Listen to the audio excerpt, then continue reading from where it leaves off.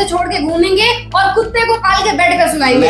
ये संस्कृति भारत में चल रही है। कुत्ते के लिए लोग सुप्रीम कोर्ट चले जा रहे हैं, लेकिन गलियों के लिए अपने घर के बगल में नहीं जाते। ऐसा एरोप्लेन आपने देखा है आज के युग में, जिसे हम सबसे सर्वश्रेष्ठ युग बोलते हैं? वो एरोप्लेन हमारे सनातनियों के पास आज से कई हजार साल पहले कई युग पहले था। क्या हिंदुस्तान में चल रहे बूचड़ खाने बंद करवाने की जिम्मेदारी इस संगठन की है? शिक्षा, आज जो कंप्यूटर चल रहा है उसकी मातृभाषा मूल भाषा क्या है? संस्कृत। देव की भाषा क्या है? संस्कृत। जर्मनी में संस्कृत बोलते हैं लोग, वहाँ उसके लिए व्यवस्था है। आपके यहाँ संस्कृत पढ़ के ब्राह्मण का बच्चा क्या कर सकता है? सनातन धर्म, सनातन अर्थात जिसका कभी अंत ना हो, वो है सनातन। अर्थात वह मूल्य जो हमेशा रहते हैं। जब कुछ न था इस पृथ्वी पर तो सत्य, परामर्श इत्यादि प्रकार के गुण जो हमेशा विद्यमान रहते हैं इस प्रकृति रूपी संसार में, यही है सनातन धर्म। आओ मिलकर करें साधना दिव्य शक्ति के तंत्र की, गूंजे फिर जयकार धरा पर सत्य सनातन धर्म की। नमस्कार, आपका स्वागत है हमारे चैनल आंचलिक खबरों में। मैं नेहा द्विवेदी आपके साथ। आज हमारे स्टूडियो में मौजूद हैं अंतरराष्ट्रीय बौद्धिक मंच के अंतरराष्ट्रीय महामंत्री शिशिर बंसल जी, प्रकाश पांड्या गुजरात प्रदेश अध्यक्ष, नरेंद्र मोदी विचार मंच और अंतरराष्ट्रीय बौद्धिक मंच से। इसके साथ ही मौजूद हैं बिहार प्रदेश अध्यक्ष राजेश रंजन, अंतरराष्ट्रीय बौद्धिक विचार मंच से। आज कुछ खास बातचीत करेंगे सनातन धर्म पे कि इस देश में सनातन धर्म को ढूंढने की जो कोशिश है, सनातनियों को जगाने की जो कोशिश है, वो कहाँ तक कामयाब है। हालांकि कहा जाता है और कहा जा रहा है कि अभी तक 10 करोड़ से अधिक जनता इसके साथ मिली जुली है। तो चलिए बातचीत शुरू करते हैं। सर, आपका बहुत स्वागत है हमारे स्टूडियो में। जी सर, इस सनातन धर्म को लेके तमाम सवाल उठाए जा रहे हैं कि हमारे देश में साधु सुरक्षित नहीं है। तो सर, इनके बारे में क्या कहना चाहेंगे? क्या वाकई साधु हिंदुस्तान में सुरक्षित नहीं है? अगर होते तो इस प्रक्रिया की जरूरत ही नहीं थी। जो चीज संपूर्ण हो जाती है उसको आगे बढ़ाने का समय कोई व्यर्थ नहीं करना चाहिए। इस देश में जो साधु संतों का देश है, जहाँ साधु संतों के अधीन रह के हम यहाँ पहुंचे हैं। हमारे देश को हिंदुस्तान बोला जाता है जी, जिसका नाम है हिंदू की संतान जी। लेकिन हमने इस देश को सेकुलर बना दिया। हिंदुस्तान को सेकुलर बना के हमने क्या पाया? अपने साधु संतों को हमने कहीं छोड़ दिया। अपने माँ बापों को अगर आप छोड़ देंगे, उनका ख्याल रखना छोड़ देंगे, तो उस औलाद का जीने का उद्देश्य कुछ नहीं है। तो हम लोगों का उद्देश्य यही है कि जो साधु संत हमारे साथ रह के आगे नहीं बढ़ पा रहे हैं, ये संगठन उनको आगे बढ़ाएगा, उनको आगे लेके जाएगा और उनके लिए जो कुछ कर सकता होगा इस राष्ट्र में, इस राष्ट्र के अलावा हमारा ये संगठन अंतरराष्ट्रीय लेवल पर चल रहा है, जिसमें भारत, नेपाल, इंडोनेशिया और भूटान। हम ये चाहते हैं कि हमारे देश की छवि, क्योंकि ये चारों देश आज अलग हैं लेकिन एक टाइम पे एक थे, जिसके कट के कई सारे देश बन गए। हम इन सबको मिला के अपना एक साधु संतों का, सनातनियों का देश बनाना चाहते हैं, जो सनातन धर्म का पालन करे और सनातन धर्म के हिसाब से आगे चले। सर, जिस हिंदुस्तान की एकता पिछले 70-75 सालों से बिगड़ी है, अचानक से कैसे यूनिटी बनाई जा सकती है सनातन धर्म के लिए? आजकल तो साधु ही साधु पे सवाल उठाते हैं, तो ये सनातन धर्म को कैसे आगे बढ़ाएंगे? हम एक घर में रहते हैं जी। हमारे यहाँ कहावत है, जहाँ 4 बर्तन होंगे वहाँ घर देंगे थे। एक परिवार में एक पिता के 4 पुत्र होते हैं, बाहर एक होते हैं लेकिन घर में चारों लड़ते हैं। ये हमेशा हुआ है, हमेशा होता आएगा। लेकिन हमें दुनिया में ये नहीं दिखाना है कि लोग कहें ये हिंदुस्तानी है, अपने आप को सनातनी बोलते हैं, लेकिन इन्होंने सनातन के लिए क्या कि सनातन धर्म से आप क्या समझते हैं? सनातन धर्म समझने की चीज नहीं है, वो हमारी सांस्कृतिक है। हमारी संस्कृति सदियों से पुरान तत्व से चली आई, वो हमारी सनातन। ये कोई समझने वाली बात नहीं है, हमारे लोही में होना चाहिए, हमारे खून में होना चाहिए। आपने अपने करियर का, अपने जीवन का एक अर्शा राजनीति को दिया है, लेकिन इसके बाद भी आप अचानक से रुख करते हैं सनातन धर्म का। क्या सोच समझ के? कुछ तो आपने सोचा होगा। राजकीय बात थी वो हमारा, जैसे कि एक शौक या सेवा भाव, सद्भाव, वो बात है, लोगों की सेवा करना, लोगों के घर जाके कुछ ना कुछ हेल्पफुल होना, ये वो राजकारण में आते थोड़ा बहुत बढ़िया होता है। तो हम 22 साल से वो कार्य कर रहे हैं, बीजेपी में ही है, बीजेपी के सदस्य है, चेयरमैन पद पे रह चुके हैं, सब कुछ है। मगर अंतरराष्ट्रीय संत बौद्धिक मंच में आने का मीनिंग, तो जो संतों की दबी हुई आवाज थी, संतों को जो न्याय मिलना था, संतों को जो सरकार से जो भेंट मिलनी होती है, वो थोड़ा कहीं ना कहीं हमसे हर एक सरकारों से पीछे रह गया हुआ था। तो इसलिए जुड़े हैं, आगे लोगों को जुड़ेंगे, संतों के लिए आवाज उठाई है। हर एक मंदिर हमारे कई ऐसे जो बन गए, वो बन गए। कई पुरातत्व मंदिर हमारे जो अभी भी दबे हुए हैं, कोई और लोगों ने कब्जा कर रखा हुआ है, ना उसका कोई देखभाल कर रहा है। तो अंतरराष्ट्रीय संत बौद्धिक मंच के हिसाब से हम उन जैसे मंदिरों ढूंढेंगे, वो मंदिरों का साफ सफाई रिनोवेशन करेंगे, उसको फिर से पूर्ण जीवित करने का हमारा लक्ष्य है, और संतों की सेवा और संतों को आगे बढ़ाना हमारा लक्ष्य है जी। और हमारे ये सनातन में अखाड़े भी अलग अलग है ना, 10 नाम है, जोगिड़ा है, अलग अलग संतों का तो अलग अलग अभिप्राय होता है। अभिप्राय हर एक संत का अलग अलग होता है, कहीं ना कहीं मैच नहीं होता है, तो एक दूसरे के बाद वो रहता है। मगर हर एक जो अखाड़े है वो काम तो सनातन के लिए ही कर रहे हैं ना बंसल साहब, काम तो सनातन के लिए ही कर रहा है। हर एक की सोच होती है, वो मैच नहीं होती है, मगर वो काम सनातन के लिए ही कर रहे हैं ना।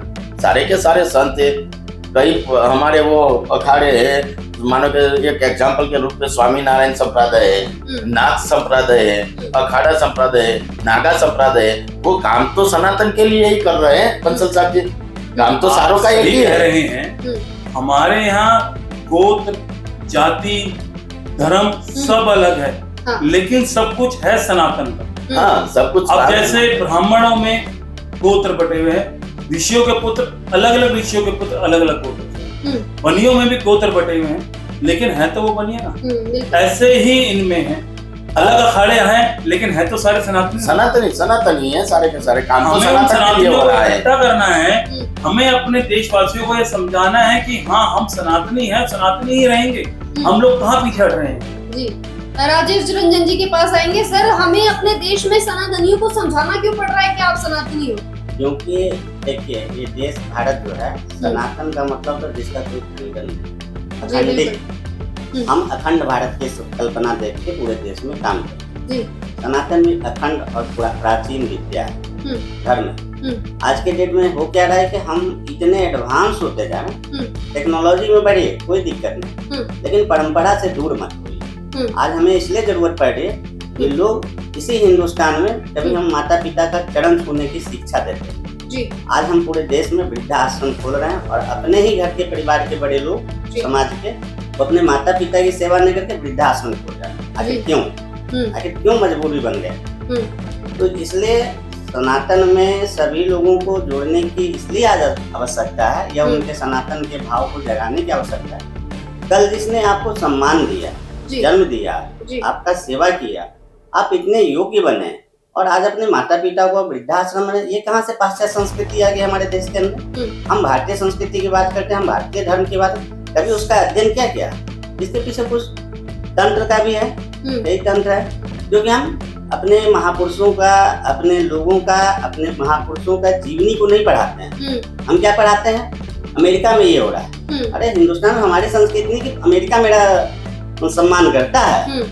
आज इस्कॉन बताइए, इस्कॉन भारत में बना, हरे रामा कृष्णा कहते हैं। इस्कॉन में सबसे ज्यादा कहाँ के लोग जुड़े हैं? भारत से ज्यादा विदेश के लोग जुड़े हैं। क्यों?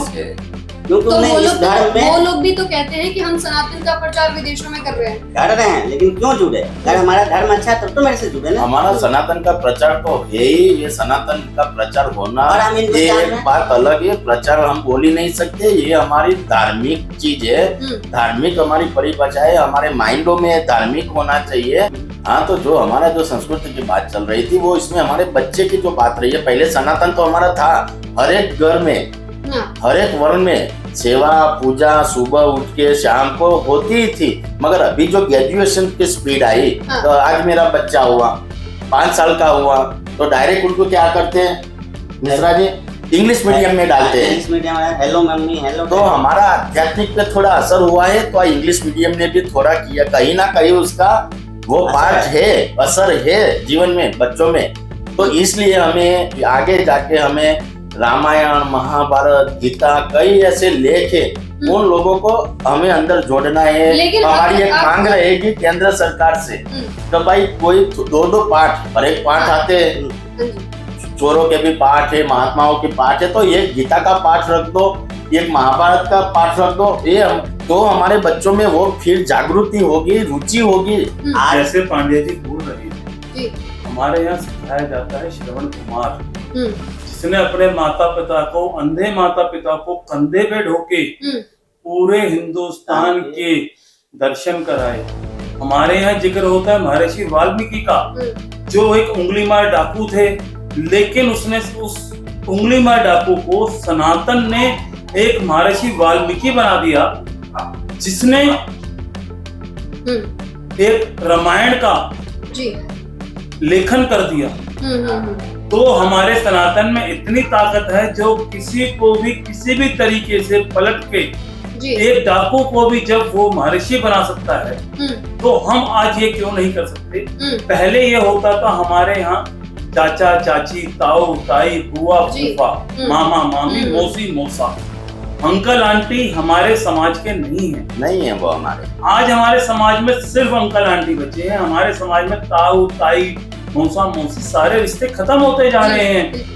और सनातन की जो ताकत है, अभी बोला वाल्मीकि जी की बोला, हमारे गुजरात में भुज में एक जेसल जाडेजा करके हो गए, ये पूरे विश्व को पता है। जेसल जाडेजा, उसने इतनी उसकी क्रूरता थी, उसके बहन के भांजे को काट डाला था उसने, उसकी बहन जीजा को काट डाला था, मगर सती तोरल नाम की एक सनातनी उसको बाई मिल गई, और क्या प्रभाव पड़ा उसके मन में। तो वो आज संत के तरह से हमारे पूरे गुजरात में पूजा जा रहा है। ये सनातन में इतनी शक्ति है, इतनी ताकत है। तो ऐसा जो भांजे को काट डालने वाला जेसल जाडेजा हमारा आज पूजनीय हो गया है, एक सती स्त्री से मिलने से। ये सनातन की ताकत है, ये आध्यात्मिक ताकत है। आपने सर अभी कहा कि हमारे देश में जो है ये संस्कार, तमीज, ये सारी चीजें लोग विलुप्त होती जा रही है, खत्म होती जा रही है। उर्दू लफ्ज जी हमारे यहाँ हिंदी संस्कृति में, हिंदू संस्कृति में, हिंदी सभ्यता कहलाती है। सभ्यता में सनातन, सभ्यता, संस्कृति, धर्म, मान, मर्यादा, एक वर्ड है। उसके डिफिनेशन ऐसा है कि उसे अगर जीवन में एक वर्ड का भी हम डिफिनेशन अपने जीवन में उतार, और वही वर्ड से हमारे बच्चे बिगड़ रहे हैं। और हमारे यहाँ अभी आपने जिक्र किया कि एजुकेशन सिस्टम में भी बदलाव नहीं है। तमाम लोग अपने बच्चे को सीबीएसई में भी भेजते हैं, उसी का प्रभाव है। तो मेरा सवाल आप लोगों से यही है कि देखिए, हर माँ बाप चाहते हैं कि मेरा बच्चा पढ़ लिख के बहुत बड़ा रोजगार हासिल करे, काबिल हो। आजकल की कंपटीशन के दौर में हर माँ बाप एक बढ़िया चाहते हैं अपने बच्चे के लिए।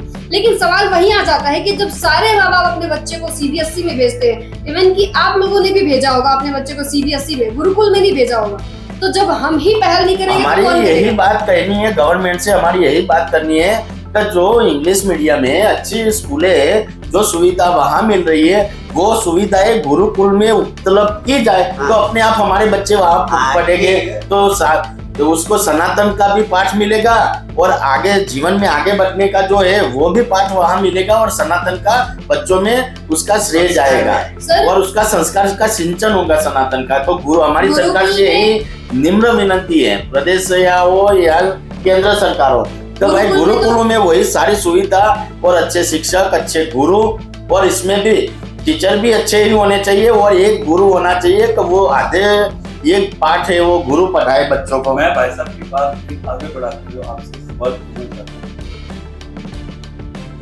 जितने यंत्र, जितने तंत्र, आपकी टेक्नोलॉजी, आज जनजी की टेक्नोलॉजी, आज के गैजेट्स, आप ये बताइए, आप पत्रकार महोदय, ये कहां से आए?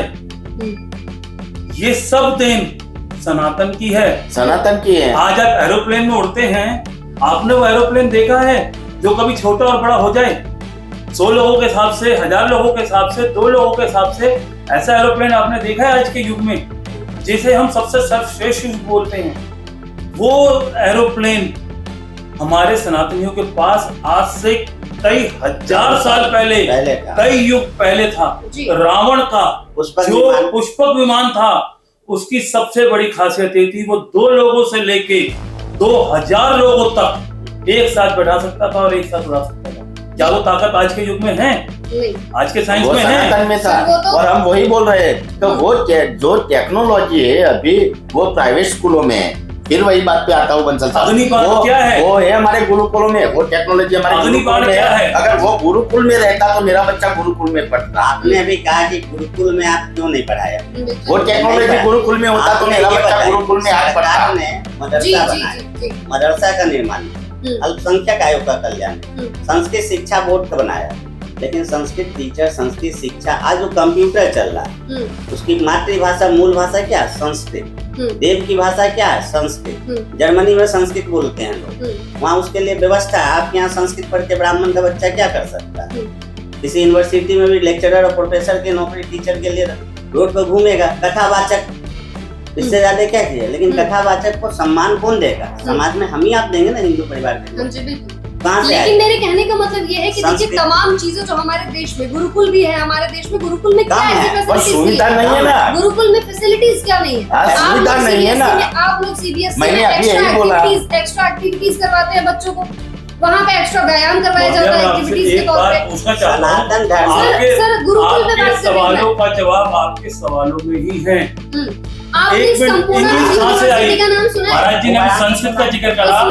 एक उसमें मिनट, संस्कृत पढ़ाई आप जाती है। मुझे एक चीज उसमें बताइए। सारी इंडियन संस्कृति पड़ी हुई है। आपके संस्कृति से जुड़ी हर शब्द दिखाई देगी आपको आपको। मैं बताना चाहता हूँ पत्रकार मित्र, गुरुकुल का मतलब खाली गुरु जी के सानिध्य में शिक्षा ग्रहण करना नहीं होता। मानव जीवन जीने की पद्धति, एक व्यक्ति, भारत का जो साधारण नागरिक, एक हिंदू परिवार, एक हिंदू परिवार का तो लड़का, आप पहले ये सुनिए, सर, आप ये कह रहे पहले हैं, सुनिए, मैं 2 पूरा मिनट सुनूंगी, में मैं पूरा सुनूंगा। सुनूंगी आपको। आप ये कह रहे हैं कि जो सनातनी लोग हमसे मिलते हैं, जो महाराज जी लोग हमसे मिलते हैं और जो गुरुकुल में पढ़ने का दावा करते हैं, कहते हैं कि मैं गुरुकुल में पढ़ा हूँ हाँ और मैं सनातन धर्म को प्रमोट करूंगा, हाँ। काफी अच्छे विचार और संस्कृति के साथ आते हैं, वो ठीक है। कथावाचक हैं, तो आप कह रहे हैं कि वो झूठ बोलते हैं फिर? कहाँ आपकी जो बात का मैंने- जवाब मैं ये देता हूँ, मेरी जी। बात समझिए। अगर हम सनातनी हैं, हम भटक चुके हैं, हमें अपनी राह पे लाना है। पहले आप जिन गुरुकुलों को जिक्र कर रही हैं, वहाँ पे राजा का बच्चा और भिखारी का बच्चा एक साथ एक साथ पढ़ता पढ़ता था। आपने किशन सुदामा का जिक्र बच्चे ने सुना है। सुदामा एक गरीब परिवार का बच्चा, ब्राह्मण का बच्चा था और किशन भगवान राजा के बच्चे थे, लेकिन वो मित्र थे। क्यों? वो हमारी पद्धति थी गुरुकुल की पद्धति, जिसमें कुछ समय के लिए बच्चे को अपने पास रखा जाता था, उसको दीक्षा लेना सिखाया जाता था, उसको पढ़ना लिखना सिखाया जाता था। जो बाण राम जी ने चलाए, आपने सुना है कभी आपने कोई बात बोल दी और आपके पास वापसी आती? उनके पास उस गुरुकुल से वो विद्या आई, वो हमेशा 2 या 3 बाण अपने साथ लेके चलते थे। जो छोड़ते थे वो अपना काम करके वापसी आता था।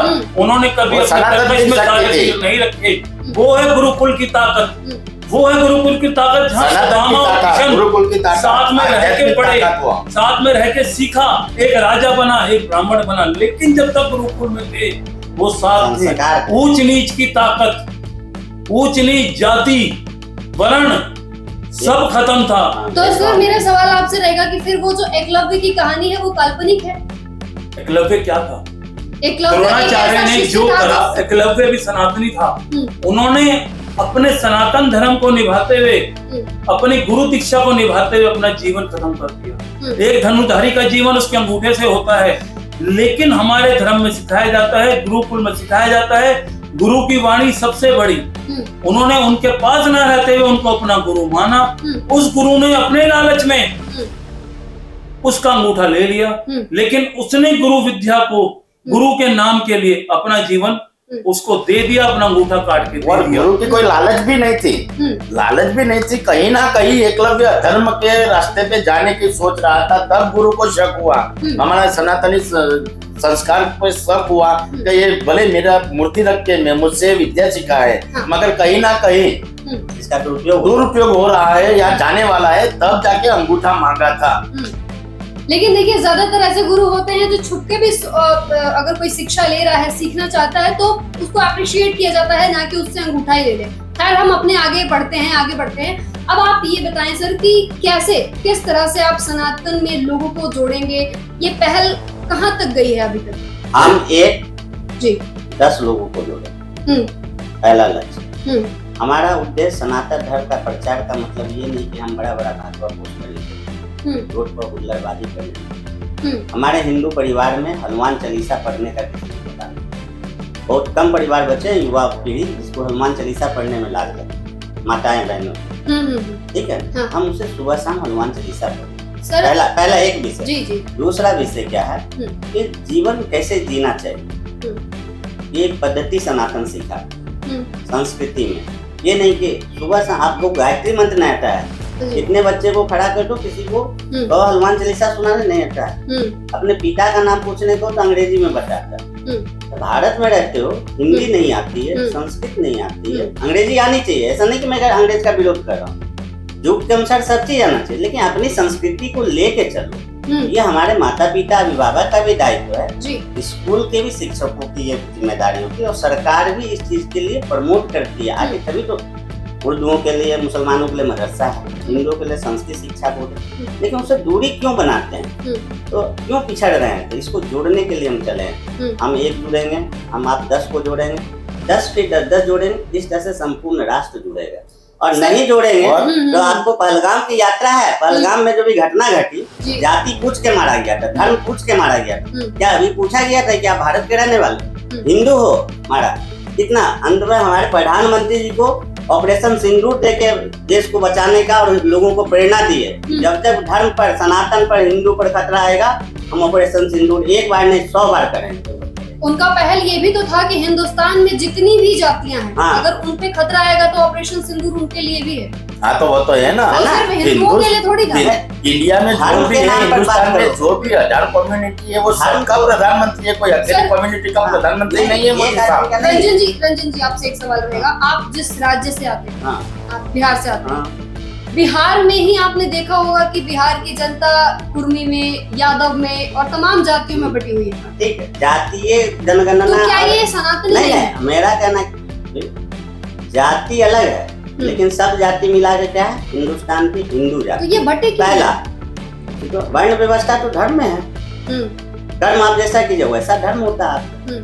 इसको धर्म में, हिंदू धर्म में सबको एक लेके चलते। दुर्गा जी की आपने पूजा की है, करते हैं ना, उसमें सभी धर्मों का शादी विवाह आपके यहाँ होता है ना। हमारे यहाँ नाउन भी आती है, हमारे यहाँ कुम्हार भी आते हैं, हमारे यहाँ वो बढ़ी भी आते हैं, बस्कर भी आते हैं जो दलिया बनाते हैं। सबके माध्यम से सबको जोड़ के और सबके माध्यम से फिर मांगलिक कार्यक्रम होता है और सबकी पैर पूजाई होती है, एक पूजाई होती है, आज भी होती है। तो हम जात को कहाँ विभक्त करके जाए, हम तो धर्म में लेके जाए। हिंदू धर्म में सबका सम्मान है, सबके हित की कामना है, सर्वे भवन्तु सुखना। कभी ब्राह्मण हो या किसी हिंदू धर्म में कहा कि मम सुखन्तु भवना, बाकी लोग जाए। हमने सर्वे भवन्तु सुखना का नारा दिया, हमारा धर्म दिया। सनातन धर्म को आगे बढ़ाना क्यों जरूरी है? ऑलरेडी सब लोग जानते हैं हिंदुस्तान में है तो सनातन धर्म को तो मानेंगे ही। देखिए, सनातन धर्म को बचाना या बढ़ाना इसलिए जरूरी है कि सनातन धर्म बहुत प्राचीन है, सब लोग कहते हैं जी। इस पर मुगलों का भी आक्रमण झेला, अंग्रेजों का भी आक्रमण झेला, देश में हुआ। क्यों हुआ? पुर्तगाल के में थोड़े जाके ये किए थे, कोई क्या कहते हैं आजादी का उनका विरोध किए, लेकिन हिंदुस्तान के ऊपर कितना 400 साल 600 साल मुगलों ने शासन किया, अंग्रेजों ने 200 साल शासन किया, और कितने तपे हम लोग, फिर भी हम मार खाए, कोड़ा खाए, लेकिन बदला लिए किससे? शांति है। हमारे गांधी जी क्या कहें? अहिंसा परमो धर्म। अहिंसा के बल पर हमने आजादी ली, और हमारे दो पक्ष थे आजादी के भी युद्ध में, एक गर्म दल था, एक नरम दल था। दोनों का समावेश जहाँ जरूरत पड़ी करके हमने आजादी को दिया। हमारे लाठी खाए तब आजादी मिली, तब आज इस देश पर आप स्वतंत्र घूम रहे हैं। और फिर आज हमको देख रहे हैं कि हमारे ही धर्म में, हमारे ही परिवार के लोग, हमारे ही समाज में जो हम सबको चाहते हैं कि सबका साथ सबका विकास, और हमारे ही साथ लेके छल कर रहे हैं। 150 जहाँ हम पेपर में पढ़ रहे हैं, कई माध्यमों से सूचना आती है कि 150 संगठन हमारे सनातन धर्म का नष्ट करने की कोशिश कर रहा है। हाँ, तो उस कंडीशन में अगर हम एक नहीं होंगे फिर क्या होंगे? 150 ऐसे ग्रुप बना के हमें सनातन को जो नष्ट करने पे तुले है, सुनो तो ये डायरेक्ट बात आती है हमारी सरकार पे, गवर्नमेंट पे बात जाती है ना। तो गवर्नमेंट क्या कर रही है? उंगली उठ रही है गवर्नमेंट पे। सरकार कह तो रही है, एक्शन क्यों नहीं ले रही है? योगी जी ने कहा ना बटोगे तो कटोगे। आज उत्तर पर प्रदेश हमारे तो चल रहा है। सनातन में तो कोई बता ही नहीं है, सनातन में कोई बता ही नहीं है। बात बताइए, मैं आपसे एक चीज बीच में रोकना चाहता हाँ हूं। बताइए। एक योगी जी पूरे देश को नहीं चला रहे हैं, हमारे देश में 29 राज्य हैं। हाँ। 29 योगी चाहिए इस देश को चलाने के लिए, आप और एक प्रधानमंत्री चाहिए जो सनातन को आगे बढ़ा सके। सनातन हम आगे बढ़ाना चाहते हैं तो हमें सरकार को भी सनातनी बनाना पड़ेगा। आज हमारे प्रधानमंत्री जी कितना पुराना मामला था, हम लोग सपना देखते थे कि 370 समाप्त हो गए या नहीं, राम जन्मभूमि का कभी जीर्णोद्धार होगा कि नहीं। आज हमारे नरेंद्र मोदी जी, माननीय अमित शाह जी और हमारे योगी जी, इन तीन देशभक्त आज दुनिया के सामने में देश के वैसे 80 साल के वो बुजुर्गों को भी एक मौका दिया देखने का, ऐतिहासिक क्षण दिया, जिसके हम लोग भी युवा पीढ़ी भी गवाह है कि हमने जिस देश में पैदा लिए जहाँ राम जन्मभूमि का सपना लगता था, धारा 370 समाप्त हुआ कि ना, सपना लगता था। लोग सोचते थे क्या बात करते हो, घर से कहो हिंदू, तुम्हारा तो राम जन्मभूमि क्लियर। आज इस देश के लोगों के बीच में उन्होंने शांति पूर्वक ला के दिया और सब लोगों ने इसका सम्मान किया। आखिर सनातनी धर्म की रक्षा किए, हिंदुस्तान के हित में कुर्सी पर बैठ के विकास किए, फिर भी उनको कभी कहीं लगता है। तब तो योगी जी ने कहा कि बटोगे तो कटोगे। मेरा उसमें 2 लाइन है, सहोगे तो सड़ोगे, लड़ोगे तो आगे बढ़ोगे। हाँ। इसमें अच्छा, काम करना चाहिए, मिलके करना। योगी जी के स्टेटमेंट पे भी बहुत बवाल हुआ था। विपक्ष का बवाल? कहना था कि सिर्फ एक संगठन को टारगेट करना और अपने आप को कहना, तो मतलब सिर्फ हिंदुओं का बचाव, ये चीज ऐसा भी नहीं कह रहे नहीं थे। नहीं नहीं, ये मोदी जी का कहना ये था, एक संगठन पे या एक कम्युनिटी पे बात नहीं थी। वो एक हजारों कम्युनिटी हमारे पीछे, अभी भाई साहब ने जैसे बोला कि 160 जैसे संगठन है, वो हमारे हिंदुस्तान है, हमारे सनातन को पीछे लाने के लिए, पीछे धकेलने के लिए काम कर रहे हैं। तो वो सबकी बारी थी। और जो योगी जी और मोदी जी कर रहे हैं वो तो ऑनलाइन देख रहे हो, सब गुनेगारों को कर रहे हैं ना, और वो सही है, वो होना चाहिए। आतंक खत्म होना चाहिए, सनातन का और कहीं ना मतलब कहीं क्या? आतंकवाद सनातन को भी वो कर रहा है नष्ट, सनातन तो का सही मतलब है क्या वो होता करना। योगी जी जो कर रहे हैं वो सही है। सनातन का मतलब क्या और होता है? विपक्ष तो हमारे बोलेगा ही, लिए विपक्ष के सिख- पास बोलने के सिवा रहा क्या है। हमारे लिए सिख जो विपक्ष आज बोल रहा है, अब एक इसको कर रहे हैं। 1990 के दिन भूल गए जब हमारे सनातनियों को गोली छोड़ा और गया था। 2014 के बाद विपक्ष को हमारे राम मंदिर के लिए विपक्ष कर लेता ना, ये काम हमारे योगी जी भगवान कर रहे हैं, श्री राम वो कर उसके देते मंदिर हैं। के लिए हमारे लोगों ने अपनी बलिया दे दी, ट्रेनें कट गई, लोगों ने बंदूक पे गोली खाई, 20-20 साल के नौजवान, 10-10 साल के बच्चे मारे गए। जब ये विपक्ष कहाँ गया था? सपा की सरकार थी ना, जब क्यों नहीं थे सनातनी यहाँ पे? सनातन का मतलब खाली हिंदू, हिंदू का मतलब जात में अपनी भी, सनातन में सिख भी आते, सनातन में जैन भी आते, सनातन में बौद्ध भी आते। हमारा सनातन वाला हम सभी संस्कृतियों का भी सम्मान करते हैं, जो राष्ट्र हित में बात करे, जो मर्यादा सिखाएगा। अगर कोई मर्यादा के विरुद्ध जाएगा तो सनातन धर्म उसको मार। अब देखिए, योगी जी कह रहे थे कि अयोध्या का तो हो गया जो होना था, मंदिर भगवान राम आ गए इतने सालों बाद, अब काशी मथुरा बाकी है। क्या लगता है ये टारगेट पूरा हो पाएगा उनका? हम इस बारे में क्यों नहीं बात हो बोलना जाएगा? चाहते हैं। पूरा हो जाएगा, काम चालू है। एक बात बोलना चाहता हूँ, हमारे संगठन ने एक ये उठाया है कि हर मंदिर के पुजारी को, हर साधु सन्यासी को 25,000 रुपए मेहनताना मासिक दिया जाए। क्यों? सनातनियों को पैसों की जरूरत नहीं है। आप मौलवियों को देते हो, आप क्रिश्चियन में पादरियों को देते हो, सबको देते हो, आप हमारे सनातनियों को क्यों नहीं देते? आप किसी मस्जिद पे जाके अधिकार जमाइए ना, आप उसका पैसा लीजिए ना। आप हमारे मंदिरों का पैसा क्यों खेच रहे हैं हमसे? और दूसरी बात, इंटरव्यू हमारा जो ये ब्रेक, उसके पहले भी मैंने बोला था, योगी जी की बात पे तो बोला था मैंने, ये मथुरा का योगी जी का प्लान क्या पूरे विश्व का प्लान है हमारा। तो मैंने पहले इंटरव्यू में बोला ही ना, तो हर एक जो मंदिर दब के बैठा है, छुप के बैठा है, किसी ने ऊपर वो कर दिया है, वो सब मंदिर निकलेंगे, वो सब मंदिर बनेंगे। आप देखिए, और उसी में हर एक मंदिरों में दिया जलेगा, पूजा होगी। वो सनातन हमारा लक्ष्य है, सनातन का। और दीपावली मनाते घर में हैं। साधु संत होगा जिसको मासिक वेतन दिया जाएगा, जिसके घर के चलाने की जिम्मेवारी सरकार पर रहेगी। अगर आप दूसरे धर्मों को देते हो तो सनातन को भी मिलेगा। आप ही बताओ, दुर्गा पूजा मनाए, माँ की आराधना की, उसके पहले शिव की पूजा सावन में की, गणपति की है, हम दुर्गा पूजा हो गया, दीपावली मना रहे हैं, फिर गोवर्धन पूजा हमारे। गोवर्धन पूजा क्यों मनाते हैं? क्योंकि हम गाय के माता मानते हैं। गाय में सब भगवानों का वास होता है। जी ये बते गाय दूध देती है तो बोलते है कि हिंदू पिएगा, मुसलमान नहीं पिएगा, ईसाई नहीं पिएगा, ऐसा बोलती है गौ माता? नहीं। सब पालते हैं, सब पीते हैं। तो गाय का सम्मान भी तो करो। जी, अभी गाय से आपने कहा तो एक सवाल जहन में आया मेरे कि गाय को राष्ट्रीय माता घोषित करने की जो बात चल रही है इस संगठन में, तो क्या लगता है कि वाकई घोषित करना चाहिए? गाय राष्ट्र माता होना चाहिए, क्योंकि गाय में सब देवताओं का वास होता है। जब आदमी को मोक्ष नहीं मिलता है, सनातन धर्म में कहा जाता है कि गाय का पुच्छी पकड़ाओ, गौदान कराओ, ये भी हमारे धर्म में है और मोक्ष मिलता है। इसको साइंस चेक करके दिखा देना कि गाय के पूछी पकड़ने कैसे। सनातनी है तो सनातन की बात करेंगे, गौ माता की बात करेंगे, राम की बात करेंगे, कृष्ण की बात करेंगे। साइंस क्या बात? तो क्या हिंदुस्तान में चल रहे बूचड़ खाने बंद करवाने की जिम्मेदारी इस संगठन की है? हाँ, कहीं ना कहीं हम ट्राई कर रहे हैं, नहीं कहीं ना कहीं हम प्रयास कर रहे हैं, सरकार को आवेदन देने वाले, राष्ट्र माता को बचाने का प्रयास कर रहे हैं। क्या राष्ट्र माता गाय को वही तो बचाने हमारे का प्रयास संगठन कर की रहे है हैं, मजबूरी, बूचड़ खाने को बंद करवाने का वही प्रयास संगठन की मजबूरी है, संगठन तो हमें करना है, इसलिए तो हम आगे बढ़ रहे हैं, नियम इसलिए तो आगे बढ़ रहे हैं, इसलिए तो बोल रहे हैं कि गाय माता को दर्जा दो राष्ट्रीय माता का। हमने क्या कहा?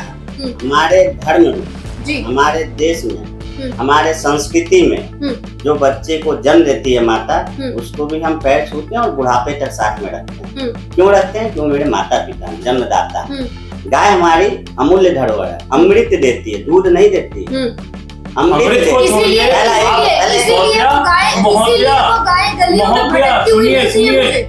गायों में सर एक मिनट सर, गलियों में वो गाय भटकती हुई मिलती है और वही तो सुधारना है, वही इसलिए तो सुधारना है माता बनाना है, कब इसलिए तो राष्ट्र माता बनाना है, क्योंकि कोई नहीं, ये जो गाय घूम रही है गलियों में, उसमें नहीं उसमें गवर्नमेंट की या हमारी कहीं ना कहीं जो पालने वाले उन लोगों की गलती है। पूरा दिन गलियों में घुमाओ, खा पी के शाम को आओ धो लो, तो उन लोगों को सजा होनी चाहिए। गाय की या सरकारी, सच में तो सरकार की कोई गलती नहीं है। पालने वाले को या तो चारा डालना पड़ेगा, तो उसके लिए रहने का ठिकाना बनाओ, दो गाय रखो। हमारा यही मांगे कि जो गाय पालेगा वो अपने घर पे रखेगा, खुली मत छोड़ो।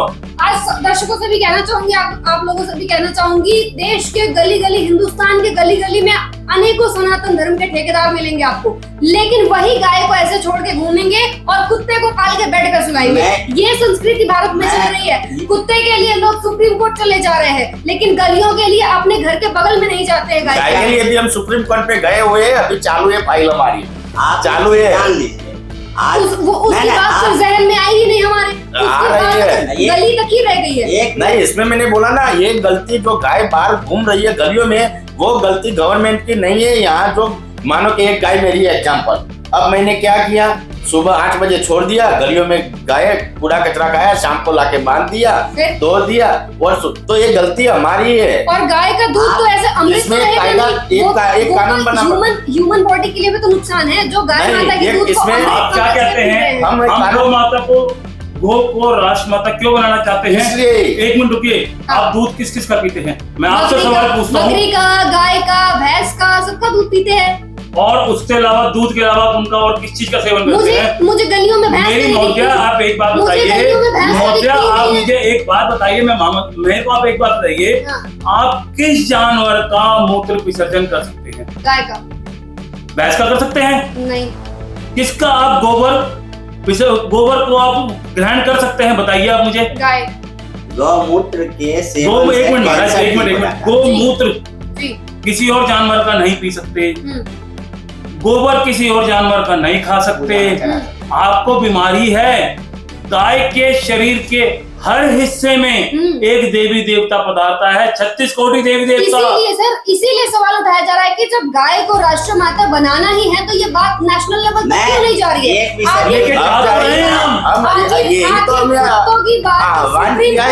जा सकती है, वही तो हमने आह्वान किया है ना, गाय की क्यों नहीं? अब मैं इस पर एक लाइन, आप ऐसे जगह से आते हैं जहाँ की संस्कृति खुद बताती है कि गाय हमारी धरोहर है, हमारी माता है। हमारे बच्चे जो छोटे छोटे पैदा होते हैं ना, वो छोटे गाय का दूध पीते हैं, माँ का दूध कम पीते हैं। क्या कहा? हमारे सवाल का विरोध करने से कुछ नहीं होगा सर। मैं कह रही हूँ कि अगर आप लोग इस बात को आगे नहीं ले सकते कि हमारी गाय, कब से गाय बहुत सदियों से घूमती आ रही है। पहले का जमाना था जब हरी सब्जियां उनके लिए खाना बनाया जाता था, काटा जाता था। आज गाय प्लास्टिक खाने पे मजबूर है। क्यों? सड़कों पे छोड़ दिया गया है। पीछे दो बार और समाज में इतने लोग हैं जो सनातन को आगे बढ़ा रहे हैं। आप पहले सुनने का, आपने क्वेश्चन किया, आपके प्रश्न का जवाब भी, आपके प्रश्न का जवाब का उत्तर भी आपने। पहले मैं एक चीज बताता हूँ। आप अभी 2014 में भारतीय जनता पार्टी की सरकार में देश में प्रधानमंत्री जी, उत्तर प्रदेश में योगी जी हैं। सारी समस्याओं को आप मीडिया वाले गिनाते हैं। 70 साल पहले ये सवाल आप पूछे थे? आज से 20 साल पहले पूछ सकते थे? नहीं पूछ सकते थे। हुकूमत नहीं देती थी इजाजत। आज आपको इतनी आजादी कि आप हिंदू धर्म की बात कर रहे हैं। जब 70 साल पहले गायों की स्थिति ऐसी बात बताइए, जब माननीय इंदिरा गांधी जी ने संसद के बाहर खड़े होकर साधु सन्यासियों पे गोलियां चलवा दी थी, जब ये देश कहाँ गया था? और आप एक बात बताइए, एक क्लास में आप बार बार बोल रही हैं आज तक क्यों नहीं हुआ, आज तक क्यों नहीं हुआ। एक क्लास में 60 बच्चे पढ़ते हैं, सारे क्यों नहीं आते हैं? सारे IAS IPS क्यों नहीं बनते हैं? कोशिश तो सारे करते हैं। सारे करते हैं। एक ही टीचर पढ़ाता है, एक ही टीचर सबको पढ़ाता है, 20 साल से पढ़ा रहा है, सारे तो नहीं होते हैं। तो हम क्यों मान लें कि जब दूसरा नहीं कर सका हम नहीं कर सकते? हो सकता है वो फर्स्ट नहीं आ पाए, हम फर्स्ट आ जाएंगे। और रहा कि 2014 के बाद से जो सरकार बनी है, चिंतन हो रहा है राष्ट्रीय स्तर पर। हम मांग अपनी रख लें कि हमारे समाज में जिस तरह से विकास की गतिविधियां चलती है, योजनाएं, उसमें गौ माता के लिए हर पंचायत में एक गौशाला का निर्माण हो। गौशाला का निर्माण हो सकता है पशुपालक गरीब घर से हो, तो आर्थिक स्थिति उनकी ठीक नहीं हो, गाय पाल लेते हैं। आप बोलते हैं ना गाय चारा की जगह पर ये खाती है। आप बताइए, आजादी जिसे 70 साल पहले की बात करते हैं तो वहाँ हुआ क्या था? आबादी कितनी थी? खुला जगह होता। आज आपके यहाँ एक मकान है 10 गज का और उसमें 10 आदमी रह रहे हैं। हाँ, तो सर आपसे सवाल रहेगा, अभी देखिए हमारा जो सनातन धर्म को लेके तमाम सवाल जो उठ रहे हैं, इन्होंने कहा कि सनातन धर्म के विरोध में न जाने कितने लोग काम कर रहे हैं। आप क्या लगता है, आप कैसे बढ़ाएंगे इसको? लोगों को जोड़ेंगे तो कैसे? लोगों के मानसिकता कैसे बदलेंगे? को लेके हम घर घर जाने वाले मुहिम जो उठाई है वो पूरी कायम रहेगी। अरे देखो, आज राजेश भैया ने जो बोला था मैं ये 10 बंदों को जोड़ूंगा, मेरा काम इतना ही है, तो बस 10 बंदों को जोड़ दिया। वो 10 बंदों को मुझे इतना बोलना है कि आप हर एक बंदे 10-10 को जोड़ दो और ये बात आगे रख दो, तो 1 का 1000 होने में देर नहीं लगेगी। जरूर टाइम लगेगा, हमें 2-4 साल लगेंगे, 2-4 या ऊपर भी लगे, मगर कहीं ना कहीं हम कामयाब होंगे और सनातन की बात आगे चलेगी। सरकार को भी माननी पड़ेगी और सनातन हमेशा था, है और रहेगा। देखिए, कहते हैं सनातन धर्म सनातन धाम, यही थे यही रहेंगे राम। तो ये बात तो तय है, लेकिन सनातन धर्म जो लोगों के जहन में घुला नहीं है, उनके खून की तरह, उसको कैसे घोलेंगे आप पूरे देश के? हमने कहा ना, हमारा लक्ष्य क्या है? सबका साथ, सबका विकास। सनातन का लक्ष्य है कश्मीर से कन्याकुमारी तक और नॉर्थ ईस्ट मतलब पूर्वोत्तर से जम्मू कश्मीर तक। हमने कहने का मतलब हम चारों धाम की यात्रा को महत्व देते हैं। हमारे धर्म में 51 शक्तिपीठ, 108 सिद्धपीठ, 52 भैरव, 11 रुद्र, 4 वेद, 1 रामायण, 1 महाभारत, स्मृतियां, पुराण, सारे चीज का विवरण है। हम ये सारे चीज को गांव से लेकर समाज के बीच में उठाते हैं। हमारे कथावाचक हिंदू भाई बहन हम जुड़ेंगे जी। हमारे बागेश्वर धाम हमारा काम कर रहे हैं संस्कृति के लिए। बंसल जी से हमारा सवाल रहेगा, सर अभी इस वक्त हमारे देश में जो सनातन की स्थिति चल रही है, लोग सनातन के प्रति आगे बढ़ रहे हैं, लेकिन सनातन धर्म को जानते नहीं है कि सनातन धर्म क्या है। और हमारे देश में ही ऐसा कहा जाता है, जब भी हम ग्राउंड पे उतरते हैं तो देखा जाता है कि हरियाणा हो गया, चाहे दिल्ली के कुछ ऐसे एरिया है जिसको मिनी पाकिस्तान कहा जाता है, जहाँ पे इतनी ज्यादा लोग रहते हैं कि मतलब कहे जा सकते हैं कि वहाँ पे हिंदू संगठन अगर जाए तो उनको मार दिया जाता है। तो क्या ऐसे एरिया में भी हमारा ये संगठन जाएगा? हमने अभी हमारे साथियों ने बोला, हमारा एक प्रण है, चारों जगह पूरे हिंदुस्तान में एक-एक गली में, एक-एक घर में हम जाएंगे, अपने संगठन का प्रचार प्रसार करेंगे, अपने सनातन की खूबियां बताएंगे, अपने लोगों को ज्यादा से ज्यादा अपने साथ जोड़ने की कोशिश करेंगे। जब तक हमारे लोगों के शरीर में खून है, हम कोशिश करते रहेंगे। कोशिश कामयाब होती है, करने की इच्छा होनी चाहिए। आज तो सनातन की बात हो रही है, पहले लोग बोलते थे देश को 200 साल हुए गुलामी हुए, देश कैसे आजाद हुआ ना। आज 75 साल हो गए हम आजाद हुए, ये बात अब 150 साल पहले किसी से पूछता कि देश आजाद होगा, नहीं होता, नहीं था ना। यकीन करा गया, बलियां दी गई, लोगों ने अपनी कुर्बानियां दी, फांसियों पे चढ़े, मरे पिटे, सब कुछ करा, जब मिली ना आजादी। जी और तो जब सोच लिया जाएगा कि कामयाब कुछ हो गए। करना है तो वो होगा। कोशिश के बिना कुछ नहीं होता। हमारा काम कोशिश करना है, जनता को जागरूक करना है, जनता जागरूक होगी, हमारी बातों को मानेगी, हम आगे बढ़ेंगे। आजादी का शताब्दी मनाने जा रहे हैं 47 से 2047। अभी हमारे पास कुछ दिन का समय है। आजादी का 100वां साल जो होगा ना, वो सनातनियों का साल होगा। देश देखेगी, विश्व देखेगा, भारत उसका नेतृत्व करेगा। विश्व गुरु था, है और आगे और हमेशा रहेगा। तो जैसा आपने सुना कि मन में है विश्वास, हम होंगे कामयाब एक दिन। ये सनातन का जो सफर, जो काफिला लेके हम लोग चल पड़े हैं, तो देखते हैं कि सनातन धर्म कितना आगे जाता है हिंदुस्तान में। क्या वाकई हिंदुस्तान में सनातन धर्म में लोग जुड़ पाएंगे, इस बोध से जुड़ पाएंगे। और तमाम जो सनातन धर्म है, ये एक ऐसा धर्म है जो अपने आप में ही जब हम नाम लेते हैं तो हमारे नसों में, हमारे रगों में घुला हुआ मिलता है। तो फिलहाल के लिए बस इतना ही। हमारे साथ एक बार बोल दीजिए जय सनातन। जय सनातन, जय श्री राम। फिलहाल के लिए बस इतना ही। जुड़े रहिए हमारे साथ, देखते रहिए आंचलिक खबर।